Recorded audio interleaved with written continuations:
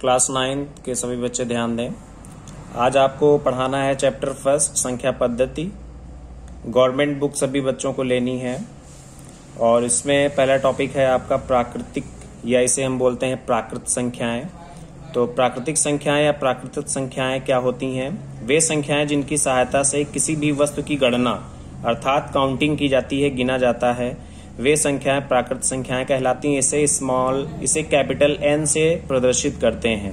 N ये capital N है। Natural number इसे इंग्लिश में बोलते हैं, इसलिए इसे कैपिटल एन से प्रदर्शित करते हैं। एग्जाम्पल के लिए, उदाहरण के लिए, जैसे n is equal to 1 2 3 4 comma लगा के डॉट यानी 5 6 7 8 एंड सो ऑन इनफाइनाइट यानी अनंत तक जाता है। और ये समुच्चय बना देते हैं यानी संघ है, संग्रह है, इसलिए इसको मंझले ब्रैकेट में रखते हैं तो ये संग्रह हो जाता है। उसके बाद दूसरा टॉपिक है आपका पूर्ण संख्याएं।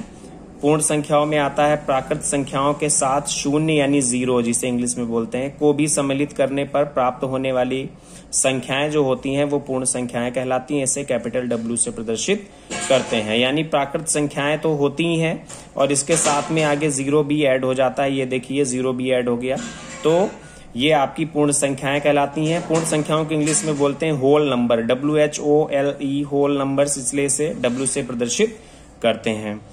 पूर्णांक, फिर थर्ड टॉपिक है आपका पूर्णांक।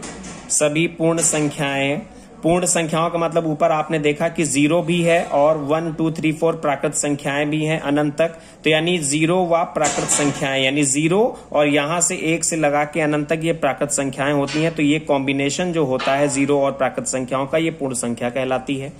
तो यानी पूर्णांक में क्या होता है कि पूर्ण संख्याएं तो होती ही हैं, यानी ये सभी संख्याएं तो होती हैं, लेकिन इसके साथ में प्राकृत संख्याएं जो होती हैं, ये जो प्राकृत संख्याएं होती हैं इनके निगेटिव टर्म भी इसी में ऐड हो जाते हैं। यानी इन संख्याओं के ऋणात्मक संख्याओं का संग्रह, ऋणात्मक संख्याओं का संग्रह भी आपका को पूर्णांकों का संग्रह को पूर्णांकों का संग्रह कहते हैं, या पूर्णांक भी बोल सकते हैं या पूर्णांकों का संग्रह बोल सकते हैं। इसे Z से प्रदर्शित करते हैं, Z से निरूपित करते हैं। तो Z बराबर समुच्चय में देखिए यहाँ पर अब एग्जाम्पल में आप समझिए कि इसमें जीरो है और 1 2 3 4 एंड सो ऑन, ये डॉट का मतलब अनंत तक जाता है। तो यानी जीरो से लगा के ये इतना तो पूर्ण संख्याएं हो गई और 1 2 3 4 ये यहां से लगा के इधर आपके नेचुरल नंबर यानी प्राकृतिक संख्याएं हुई, लेकिन ये प्राकृतिक संख्याओं के ऋणात्मक टर्म है।